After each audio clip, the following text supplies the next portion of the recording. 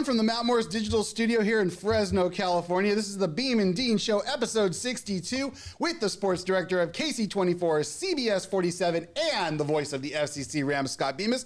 I am Dean Schiro. Crazy weekend. How was your weekend, Scott? Busy? I know you were in Monterey for FCC. Yeah, I was busy. You know, a quick little drive out to Monterey for some Fresno City football on Saturday, monitoring the Fresno State game as we were doing that broadcast. That was a fun broadcast. That was one Fresno team that got a win. Did they? I was going to ask that. Yeah, how'd they do? They looked good. So City's kind of bounced back with a couple wins in a row here. Got a big one with COS this week. That one should be a lot of fun. COS 7-1, and a great story themselves this year. Fresno City 4-4, but this game has big conference implications for both teams. Yeah, absolutely. So we'll get into the Fresno State game in just a second. I want to indulge for a second. I had a bucket list moment over the weekend. San Diego State was at Fresno State. San Diego State's running back coach is Colorado legend Darian Hagan. So I got a chance to meet one of my idols. I got to give him some crap about wearing red because Buffs don't wear red. So he got a good laugh out of that because of Nebraska, obviously. Was he a little surprised that you recognized him? He was like stunned because I met him a few years ago when they came in 2012. But I just kind of introduced myself and said, hey, I'm a Colorado alum. And I said, out of all the colors you could wear, because the coaches on the sidelines were wearing different colors. They had yellow and blue. I go, out of all the colors that Sean Lewis could have given you, he gave you red. And he's like, gave me red. Can you believe that? So I thanked him for not going to Nebraska, winning us a national championship, and I got to meet the man. So it was very, very cool. Here's a picture of him in action. You got to be kind of a hardcore college football fan like I am to know Darian, because you popped up this photo before we started taping this, and I said, oh, Darian Hagan, huh? And that was good, by the way. Yeah, I didn't know. That's a good call on my part. But I remember Darian Hagan running that triple option at Colorado very effectively. The fifth down, right, was Darian Hagan. It was. In Missouri, famous play. Google it, kids, if you want to find out what we're talking about. But very, very cool moment for yours truly, one of those bucket list things. So it's very cool. He's the running backs coach at San Diego State. So Scotty, let's get into this game a little bit. And with that being said, let's come on in hot.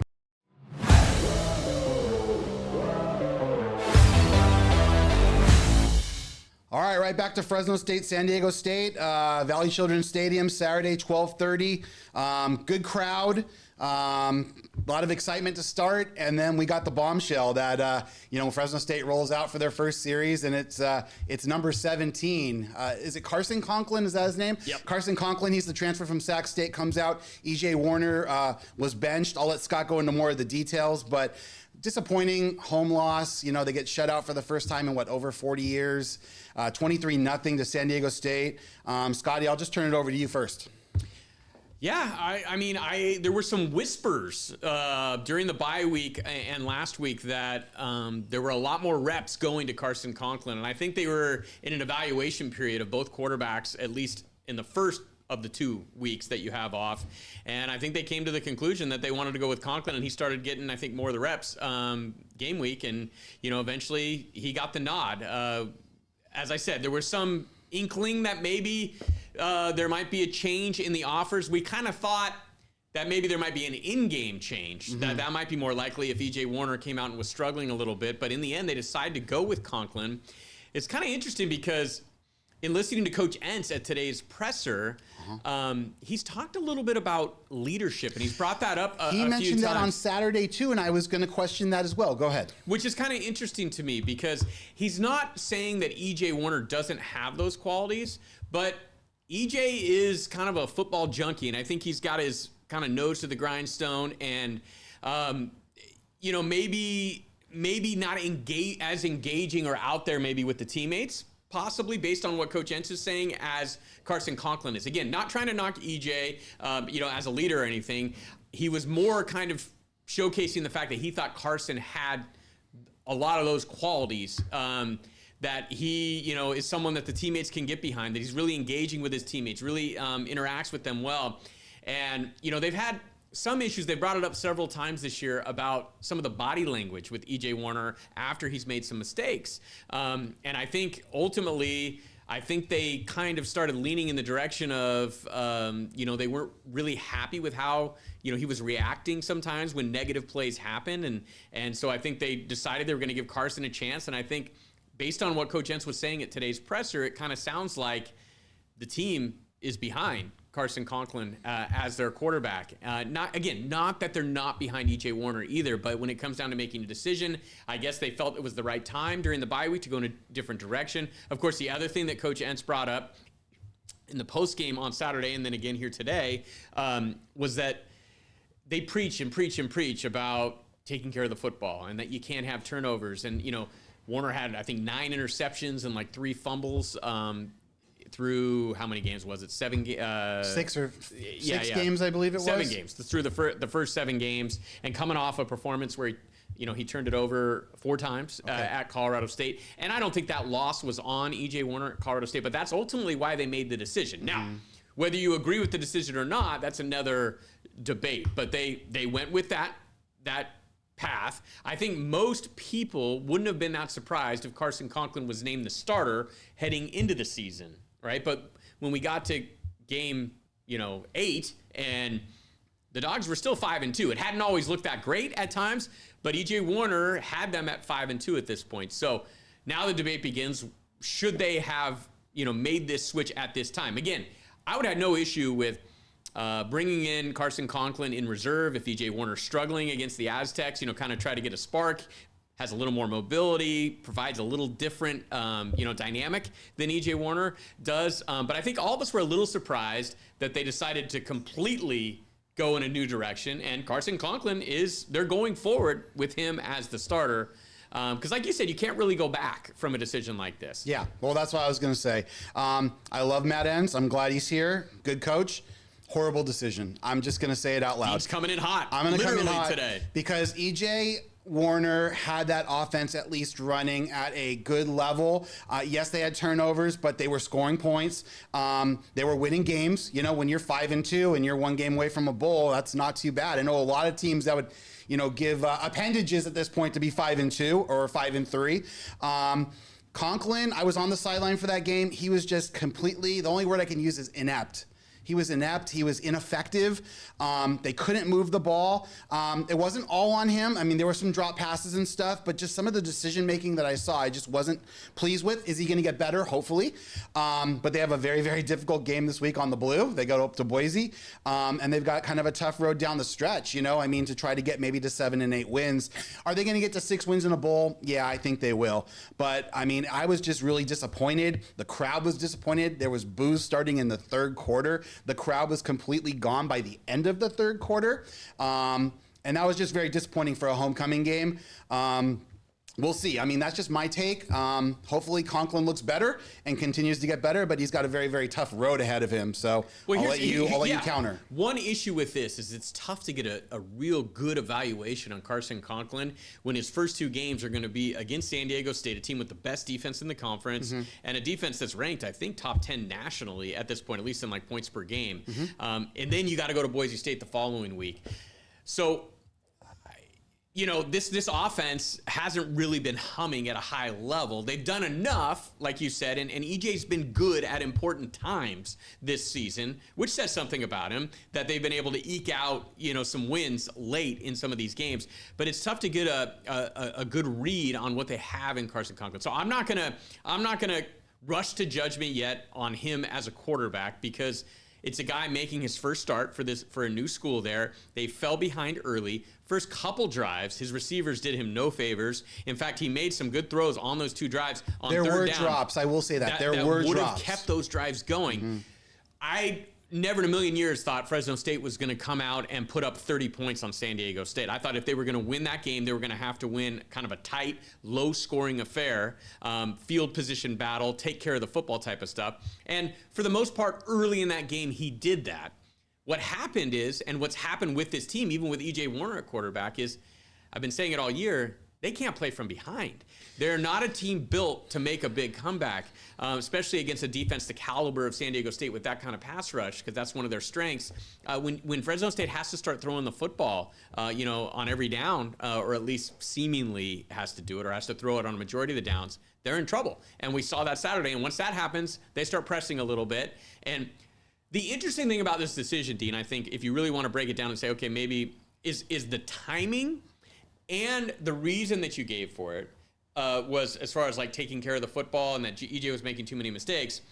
By all indications, the coaching staff even says that Carson Conklin has a little more Brett Favre in him than E.J. Warner, that he is a guy who likes to take some chances, from time to time. Now, sometimes that can obviously result in wins. And, as we saw with Brett Favre, you had the highest of highs, and sometimes you had the lowest of lows, all sometimes in the same game, with regards to some of the throws that he was making. So you could look at it from that perspective and say, okay, well, if you're worried about taking care of the football, do you really want to put someone who's a little bit more of a wild card in there? I think, now, based on what we heard today, as far as some of the leadership things and the way the teammates react to Carson Conklin, that they decided, you know what, they figured that the team is going to rally around him and that he offers a little bit more of an upside.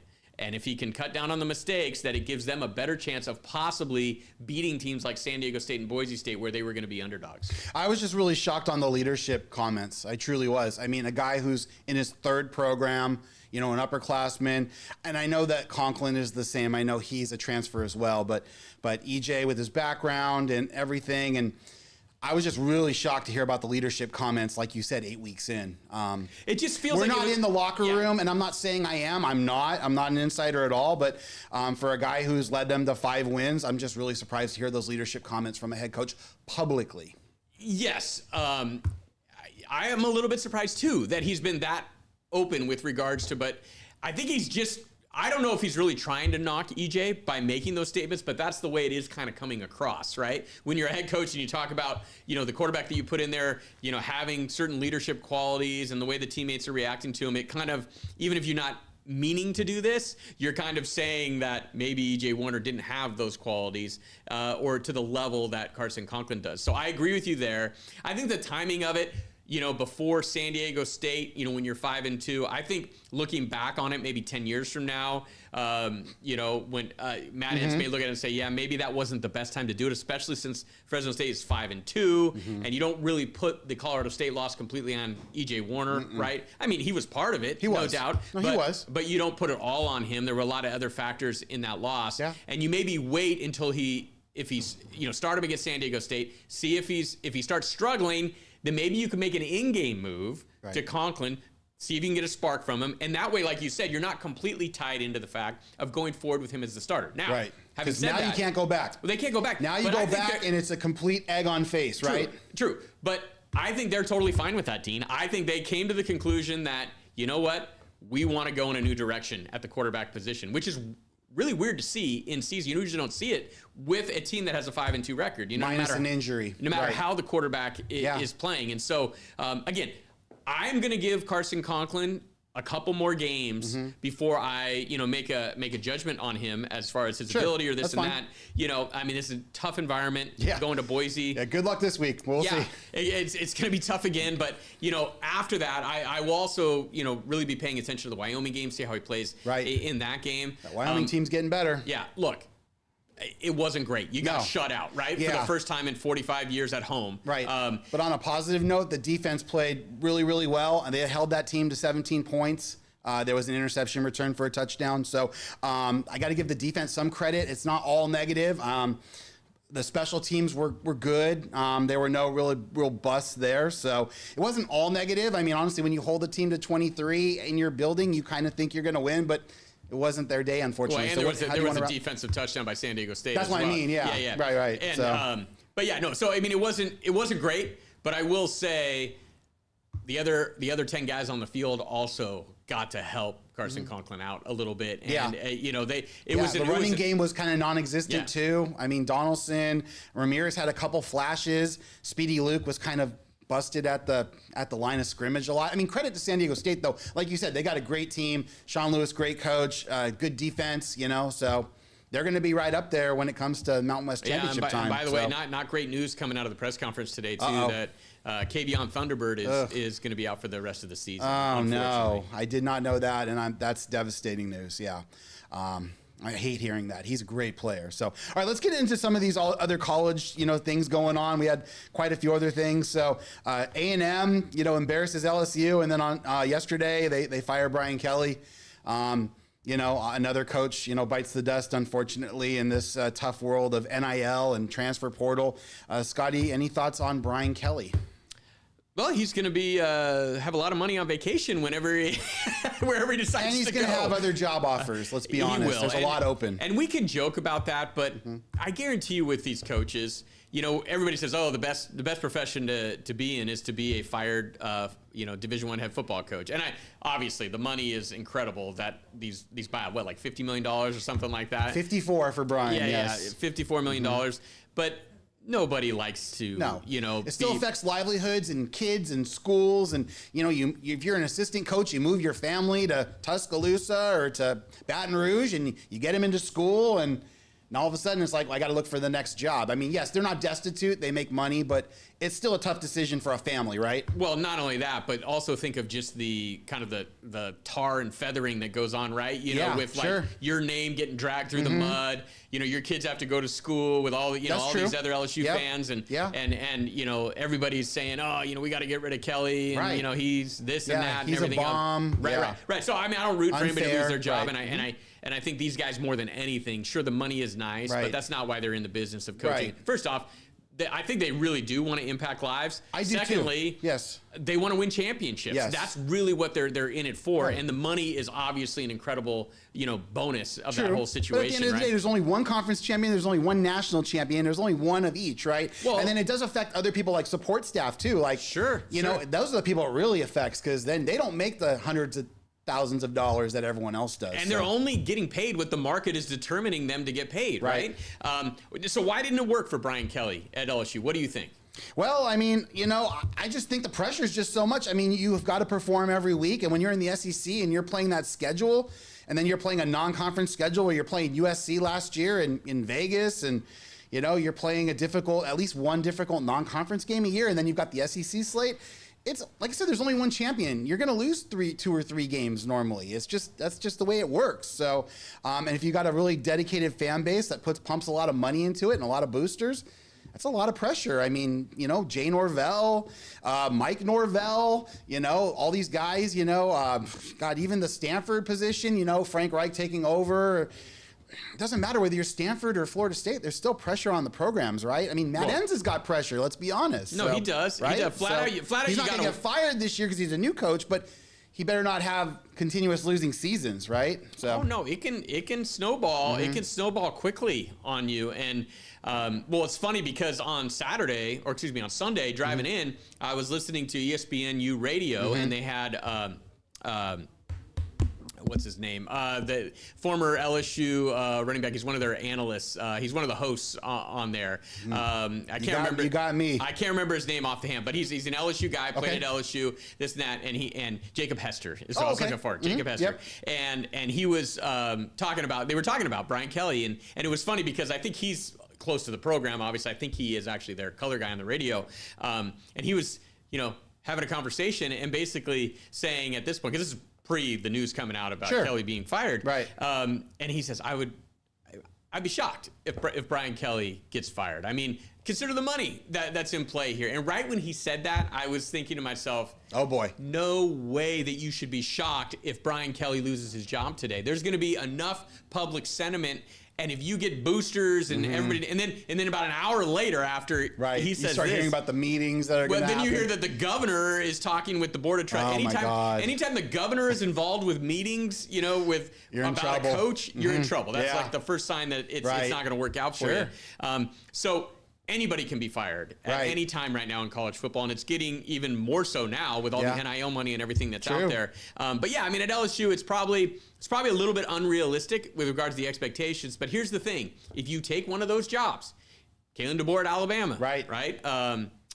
Brian Kelly at LSU, even the Auburn job. No, for sure. Whoever's next at Florida, Oregon, Washington, USC. Yeah, I would say even more so at the SEC schools. True. I would say LSU, the Alabamas, the Floridas, the Tennessees. Okay, fair enough. That world, where it's not okay. I mean, because you're going to be okay if you, at Washington or USC, probably for the time being. Usually, if you go 9-3, even 8-4, you can't do it over 6 years, right? But I agree. They'll take 1 or 2 of those seasons and they'll let it slide. In the SEC, 9-3 at LSU is not going to work. Yeah, it's not going to work. Unfortunately, if that's unfair, it probably is. But whatever reason, that offense which I thought was going to be really good. I said Yeah, you had Nussmeier. I thought Nussmeier was a good candidate to win the Heisman this year. I liked him. I know he's kind of in there to maybe be the top pick in the draft too next year. For some reason, that offense just has not been able to click this year. Right. And like you said, the grinder that is the SEC. I mean, look at Alabama. Yeah. Alabama's won like 3 tight games here. Right. They were this close to losing to South Carolina, though. If that goes the different direction, maybe we're talking about Kalen DeBoer, sadly, getting fired and not Brian Kelly. Yeah, what about Texas, like, being down in Mississippi State late, in Starkville? It was a crazy weekend. A crazy weekend of, Alabama and Memphis with the big comebacks. I know you had Memphis. But yeah, it's every weekend in college football, you just don't know what you're going to get. And these are young kids. They're still 18 to 21 year olds. They're not they're not professionals, but they are, right? The days, I think, Dean, of building a program are gone. Yeah. You got to win now. Yeah. All right, let's go to the NFL real quick before we get to our plays because we're running out of time. Just want to mention a couple things. Broncos, look great against the Cowboys. The Niners look terrible against the Texans. What got into the Dolphins all of a sudden blew a lot of people's parlays up this last weekend. Cooper Bemis very happy. Are the Indianapolis Colts a Super Bowl contender? I mean, those are just kind of the questions I kind of want to pose to you, The Packers looked good last night. I know they kind of knocked your Steelers off in terms of your bet, but go ahead. What are your thoughts on the NFL really quick? Well, I did get to monitor at least the Packers-Steelers game in the second half, and I'll tell you, the Packers did look like a legitimate Super Bowl contender in the second half of that game in what I saw, and especially Jordan Love. I mean, Jordan Love looked terrific. Yeah, he did. He can have games like that where he looks like the next superstar in the NFL. Then he'll kind of throw a stinker out there out of nowhere, right? True. But that roster is good enough to overcome maybe his bad games from time to time, and if he plays at a high level, yes, their upside is capable of being in the Super Bowl. You got Micah Parsons there on. I mean, he is just such a problem. He is for an offense to deal with. You could see with Aaron Rodgers, he is aware of where Micah Parsons is. His eye was turning. His twitching on every play. Right. You have to. Oh yeah, no, and it just shows you like a rusher like that. They would try to chip with a running back or a tight end, and he would still go right through him. It was crazy. Those guys could just impact games. Yep. It's crazy. How much the Colts. I mean, Daniel Jones. The Colts really aren't playing. They, okay, what do you take out of Schedule's not great yet, but what do you take out of a win over the Titans? Well, you take this. Well, you're supposed to blow out the Titans. It was a 30-point win against the Titans, and the Colts blew them out. By the way, did you see Cam Moore kind of getting into it with the interim coach Mike McCoy, or with the decision not to go for it on fourth down? I was on red zone, so we would always flip to the next game. So I didn't see it though. No, I thought it was kind of interesting because here you are, you're a rookie quarterback, and it was 17-7 early third quarter. Right. It was like, it was like 4th and 4 at around the 40 or 42 or something like that of Indy. Right. They decided to punt, and they caught Cam Ward on camera as he's walking off, basically kind of saying, Coach, what the F are we doing? Right. Kind of thing, and just kind of interesting that a rookie quarterback would already feel that way. I mean, they're competitors. He's the future. He's a competitor. I don't disagree with him. I think that's an obvious go-for-it situation there. Yeah, I mean, you see it like in college. You see it everywhere. So the Dolphins, that was crazy yesterday. I mean, I know they're not playing. They're playing the Falcons, but I mean, that was just that explosion. Like Tua goes from 5 interceptions to 4 touchdowns. I was just blown away. So might have saved Mike McDaniel's job for another week. Mike McDaniel might survive that one for sure. Anything else from the NFL before we get to our money plays? What do we got tonight? We got tonight is Commanders at Chiefs. Commanders at Chiefs and Monday night. No Daniels tonight. No Daniels. That's right. So it's Marcus Mariota. Buymageddon in fantasy football was kind of interesting, trying to figure out how to cobble together a lineup. I saw you actually slid by. I pulled out a win. I'm 2-6 now. I saw. The Bemises came through. I got one over my man Jeff Saul. So yeah, we're just kind of trucking along. But yeah, I mean, a lot of teams were on bye this week, so it'll be interesting to see what happens coming back. Like the Rams are coming off bye. A lot of teams were on bye this last week. Seahawks were on a bye. The Niners was disappointing. How about the ball control really quick for the Texans? They had it 24 of the first 30 minutes of the game? It's crazy how bad that Texans offense looked on Monday night against Seattle and how good it looked against the Niners. Right. CJ Stroud looked like rookie year CJ Stroud. He made a couple throws. I was like, there it is again. CJ Stroud, rookie year. I mean, the incredible throws. Yeah. Wanted to also mention that how about the roller coaster for the Bengals? Yes. You win. You feel like you get your season back on against track. the Jets and then... You by beating the Steelers, and then 1 week later, all that optimism is wiped away as you lose to the Jets. And Woody Johnson calls you out, Justin Fields, and then you come up and you shut him up. I mean, his performance in that second half was pretty amazing. Yeah, so, I'm happy for Justin Fields. Me too. Like, Justin Fields has always carried himself tremendously, considering the amount of criticism he's taken. I think he's a heck of a player. I really do. I don't know if I'd go, like, he's an incredible athlete. Right. I don't know if he's I think he's probably in the bottom third of quarterbacks in the NFL, starting quarterbacks. Okay. He's a guy who could be a good backup, I think. I don't think you're going to win a championship with Justin Fields as your quarterback. No, I think he's better than a backup, though. I do think that he's starting material. If Kyler Murray's a starting quarterback, he'd have Justin to have Fields the perfect offense for him. That's true. And I don't know if that exists. They got to let him run more. Use his wheels. Yeah, he's just not a good enough thrower consistently. But I'll say this about Justin Fields. He's been in some rough situations. He's taken a lot of criticism over the years, and he's always carried himself with dignity. And I appreciate that about Justin Fields. So take that, Woody Johnson, and let's get to our money plays.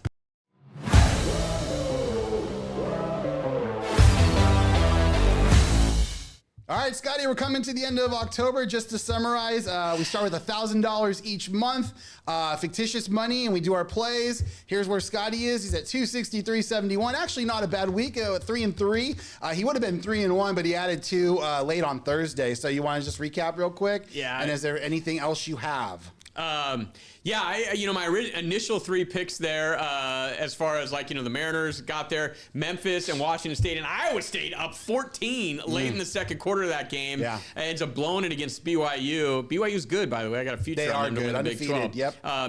UCLA, I added verbally on Thursday's show. Wish I could take that one back. That was not good. Coming off 3 straight wins. 3 straight wins. It turns out Indiana is a machine. And then the Steelers up 9.5, getting 3, and I can't get there. So I just going through one of those stretches right now. Hopefully I'll be able to bounce back. I'm going to have to get creative here to try to figure out a way to take my $263 that I have left, Dean, and somehow vault ahead of you, because you're over 1,000, right? Yeah, I don't know if that's going to happen, Scotty. 1,311. Hit 3 out of the 9, but the 3 were pretty good ones. Hit a nice parlay for NCAA. And then the Chargers was, I thought, easy money. And then I got that opening night, Pacers and Warriors, second night of the season.